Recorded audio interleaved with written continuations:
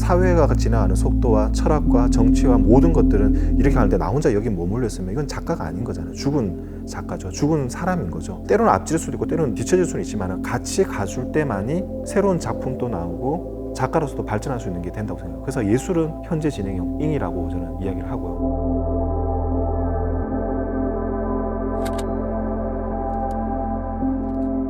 작가님께서 직접 먼저 자기소개를 간단하게 해주세요. 안녕하세요. 주사위 작가 두민 작가입니다. 반갑습니다. 네, 반갑습니다. 작가님 네. 집안이 약간 예술가 집안이라는. 아버님이 이제 경상북도 초대 작가. 성함은 도팔자 양자 되시고요. 그리고 이제 저희 이제 큰 형이죠. 소나무랑 숲 그림으로 이제 많이 활동하셨던 이제 도성욱 작가. 예술가들한테는 너무 유명한 작가였고. 네. 여기서 딱 들으면은 저 성하고 또 안 맞죠, 그죠? 우리가 알기로는 네. 우리 도민 작가가 아니잖아요. 그렇죠. 원래 제 본명은 도성민인데 디오를 쓰니까 그냥 도가 아니라 두로 이렇게 한 거고요. 전업 작가로 딱 돌아서는 그 시기에 이제 이름이 바뀌었던 이름이 거죠. 도민으로. 네네. 예술가 집안이기 때문에 네. 그림하는 거에 대해서는 반대는 안 했지 않았을까? 아니요, 오히려 안 했으면 좋겠다라는 생각을 더 많이 집에서? 하셨죠. 그래서 아버님이 이제 일찍 돌아가셔서 제가 초등학교 3학년 때 돌아가셔서 집이 되게 힘든 상황이기 때문에 이제 제가 3형 중에 막내예요. 제일 큰 형이 이제 그림을 하다 보니 집에서 두 자녀가 미술을 한다는 것 자체가 경제적인 부담도 있었고 또 그리고 또 더 이제 큰 영향이 있었던 게 그림을 그리고 뭔가 먹고 살고 한다는 그 직업을 가진다는 자체가 그게 얼마나 힘든 과정인지를 어머님은 너무 잘 아시는 거죠. 그렇지. 그래서 내 자식은 힘든 일을 가지 않았으면 하는 바람이 더 커졌던 거죠. 그럼에도 불구하고 미술 공부를 언제부터 어떻게 시작을 하게 되셨는지가 네. 궁금해요. 고등학교 1학년 딱 들어가서 왜 가면은 서클 활동하라고 이렇게 선배들이 오잖아요. 교실에. 동교롭게 제가 나왔던 고등학교가 미술부가 가장 이제 유명했던 고등학교고 그 고등학교를 나온 게 사실 제 친형이었어요. 서클을 뭘 들까 그러다가 미술부를 들고 싶다는 생각을 사실 그때 들었어요. 하고는 고등학교 때. 싶으셨구나. 네, 그게 뭔가 모르게 있었던 거죠. 그래서 미술부를 가고 싶었는데 형이 이제 군대 가기 전에 미술부 절대 들지 말라고 아예 못을 받고 갔었거든요. 아 또 그래서 왜? 너 왜 미술부를 하고 싶은데. 그래 알았어. 근데 이제 괜히 가면 그때 형의 그런 과거가 들춰지네. 그래서 다른 서클을 들어야겠다고 하고 있었는데 어느 날 교탁 앞에 어떤 선배가 탁 나타나가지고 출석부를 탁 들면서 도성민 나와 그러더라고. 선도부인가? 그래서 이제 팍 쫄았는데 점심시간 끝나고 미술부로 내려오라 그러더라고요. 옥상으로 따라와. 옥상은 아니었어요. 미술실도 하필 지하예요. 그래서 되게 공포심을 가지고 딱 갔더니만은 파레트 하나 던져주고 붓 20호 던져주고 종이 딱 놔두고 사진 하나 주더라고요. 그려봐 이러는 거 아무 밑도 끝도 없이 1학년 때? 1학년 때 그렸죠. 그러고 난 다음에 내려왔어도 내일 또 그려라 그러더라고요. 그래서 이틀 만에 그림을 그렸어요. 사절에다가. 그러고 난 다음에 선배가 너 오늘부터 미술부야 그러더라고요. 나중에 알고 보니까 형이 휴가를 나왔을 때 학교 가서 몇 학년 몇 반에 동생이 있으니까 얘 미술부에 넣어서 미술 한번 시켜보라고 형이 이야기했던 거예요. 후배한테. 그러면 처음에는 못 가게 한 거야. 그러니까 그게 또 동생이 하고 싶다는 게 있는데 내가 또 너무 세게 말했네.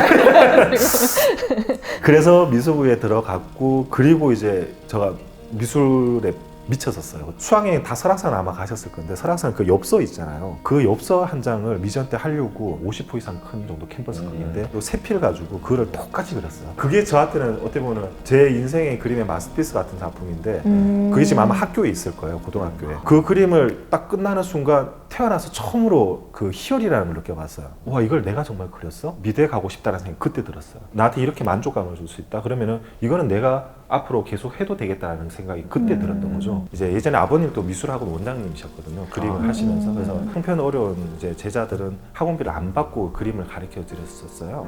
그렇게 해서 대학 가서 작가 활동을 하시면서 화실하는 분이 계셨는데 그러니까 아버님이 제자. 그렇죠. 그분한테 학원비를 안 내고 미술을 배우게 된 거죠. 저한테는 유산 같은 거죠. 그렇게 제자들한테 베푼 그것 때문에 제가 그 혜택을 다시 받았다고. 그래서 그림을 할 수 있었던 거죠. 그 아버님 그림이 사실은 하이퍼에 가까운 구상 작업을 하셨어요. 사실 아버님.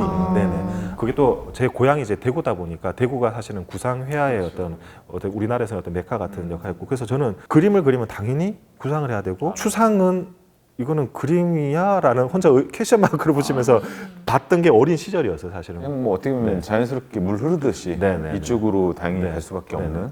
그리고 또 대학 딱 들어왔을 때 그 미술 시장도 그렇고 교수님도 그렇고 다들 추상 표현이라는 또 단색과 미니멀 이런 것들이 주류로 있던 미술 풍토였기 때문에 학교에서 하이퍼를 작업하는 친구가 저 말고는 거의 없었어요. 학교에서는 늘 부딪혔죠, 교수님들하고. 그래서 제가 제일 이제 심하게 들었던 얘기가 너는 졸업하면은 간판쟁이 할 거냐라는 말을 들었어요. 그래서 제가 졸업 작품이 간판 그렸어요. 아니 근데 실제가 이거 조금 신기한 게 이렇게 계속 교수님이랑 부딪혔다고 하는데 아까 저희 봤잖아요. 그 수많은 성적에 다 1등이에요. 그러니까 수석. 부딪혀도 이렇게 할 수 있는 부딪혀도 학점을 줬나 봐요. 과제 말고 제 작업을 사실은 따로 했었거든요. 그러기 진짜 쉽지 않을 네, 것 근데 같은데. 왜냐 하고 싶은 게 있으니까. 제가 이제 학교가 이제 부가연동에 있었고 바로 옆에 이대구, 신촌이고 홍대고 이러다 보니까 화려한 네온 간판과 빛 때문에 흔들리는 그 물속에 비치는 그 네온 간판에 대한 것들을 그렸어요. 그리고 쇼윈도에 있는 명품 구두, 홍대 거리나 이런 데 보면 딱 로드샵들 되게 많았잖아요. 주위에 보이는 그 모든 그런 이제 인간의 욕망들을 이렇게 표현하는 그런 대상들을 그림으로 그려왔었어요.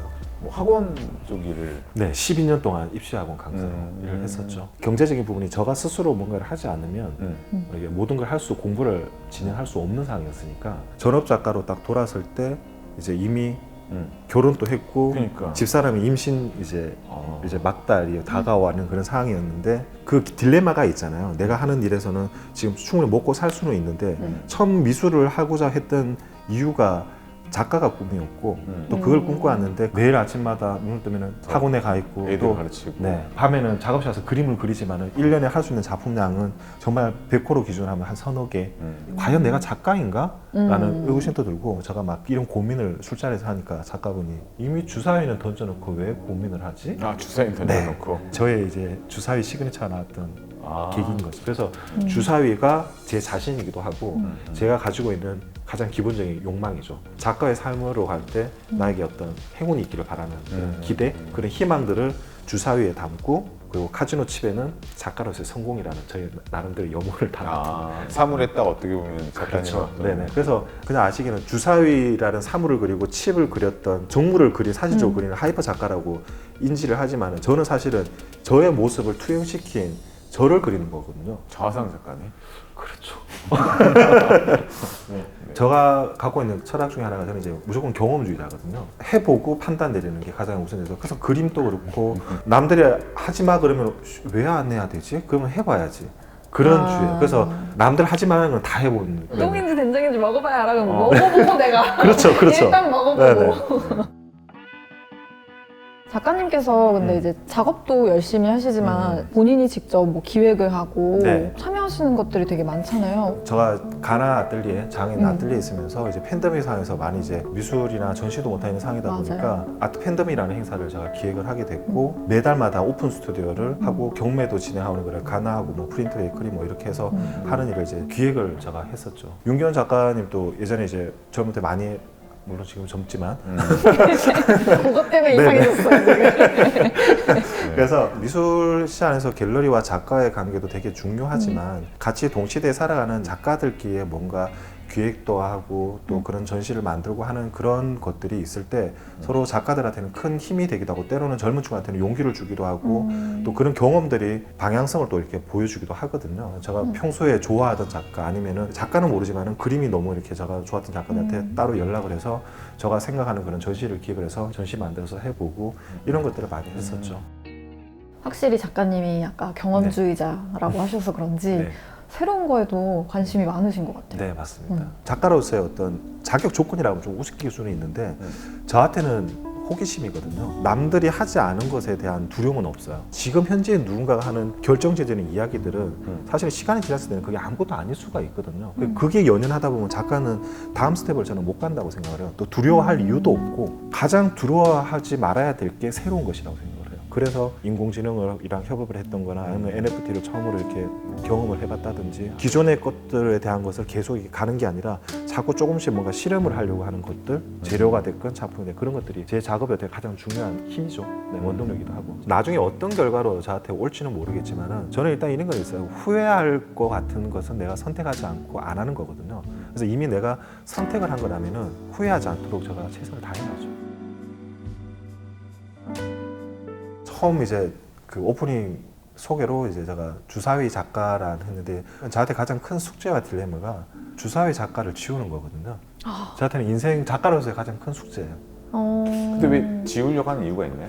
그때 주사위를 그리던 두민이라는 작가와 또 세월이 지난 지금의 시간이 작가는 많으면 분명히 다르거든요. 경험한 것도 틀리고 살아온 그 과정도 틀리고 또 지금까지 제가 그려왔던 그 수많은 작업들이 다음 작업에 대한 이야기를 자꾸 하고 있고 자꾸 뭔가를 메시지를 던지는데 제가 생각하는 거는 어떤 외형적인 형태나 색깔이나 대상이 아니라 결국은 그리는 그 저의 철학인 거잖아요. 작가 철학이죠. 어쨌든 자화성이 있으니까. 그러니까요. 그리고 제가 무엇을 그리든 간에 그 작품 안에는 주사위가 이미 들어가 있을 거거든요. 주사위밖에 못 그리는 작가가 아니라 아니면 주사위만 그리는 작가가 아니라 어떤 거든 그릴 수 있고 무엇이든 생각했으면 표현할 수 있는 작가로 앞으로 살아가고 싶다는 생각이 자꾸 드는 거죠. 그래야지 평생 작업을 하고 살 수 있지 않을까. 그 전부터도 계속 이제 작품 제본 들었지만 이제 경계의 작업을 하고 있고 어떻게 보면은 버추얼이라는 게 어쩌면 가상이고 리얼리티는 현실이잖아요. 근데 제가 지금까지 그렸던 그림이 사실은 그 두 가지 단어를 가지고 그림을 그렸더라고요. 눈에는 사실은 보이지 않잖아요. 이 경계의 구분선들이. 근데 분명히 같은 공간에 존재는 하거든요. 윤규 작가도 인물을 그리지만은 그 인물이 존재하지만 내 그림에 사실은 가상 인물로 나타나잖아요. 그러니까 그런 것처럼 작가들한테는 가상과 현실이라는 거는 어쩔 수 없는 그림의 주제인 것 같아요. 작가님이 생각하는 예술도 좀 다르지 않을까? 하나의 단어로 이렇게 말씀을 드린다면 저는 어디서도 이렇게 늘 하는 말이 저는 ing라고 하거든요. ing이라고. 잉? 네. 이거는 전라도 사투리인데.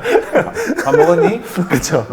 작가의 삶 자체가 죽을 때까지 붓을 놓지 않는 거라면 시대의 흐름, 기술의 발달이든 문화의 발달이든 환경의 변화라든지 이 모든 것들과 같이 결이 같이 가잖아요. 나는 가만히 있는데 사회가 지나가는 속도와 철학과 정치와 모든 것들은 이렇게 하는데 나 혼자 여기 머물러 있으면 이건 작가가 아닌 거잖아요. 죽은 작가죠. 죽은 사람인 거죠. 사실은. 때로는 앞질 수도 있고 때로는 이제 뒤처질 수는 있지만 같이 가줄 때만이 새로운 작품도 나오고 작가로서도 발전할 수 있는 게 된다고 생각해요. 그래서 예술은 현재 진행형 ing이라고 저는 이야기를 하고요. 작가님 사실 이름 듣고 저는 네. 그 두가 네. 일단 해보자 뭐 이런 두라고 맞습니다. 저스트 두인? 네. 오늘 이야기를 듣고 나니까 진짜 앞으로 두민 작가가 어떤 것을 네. 더 많이 두할지 기대가 되기 시작했습니다. 확 왔는데요. 너무 마음에 아, 들어요. 그래? 앞으로도 많이 두하셔서 네. 저희에게 더 많은 새로운 세계를 보여주셨으면 아유, 좋겠습니다. 너무 좋은 말씀 감사드립니다. 오늘 긴 네. 시간 얘기 나눠주셔서 아유. 너무 감사합니다. 특별하지 않은 이야기지만 이렇게 특별하게 들어주셔서 너무 저는 감사하다는 말씀 아, 드리겠습니다. 아닙니다. 오늘 얘기 잘 들었습니다. 네, 감사합니다. 우리 나중에 제시장에서 뵙기로. 네, 네, 알겠습니다. 좋습니다. 수고하셨습니다. 네, 수고하셨습니다.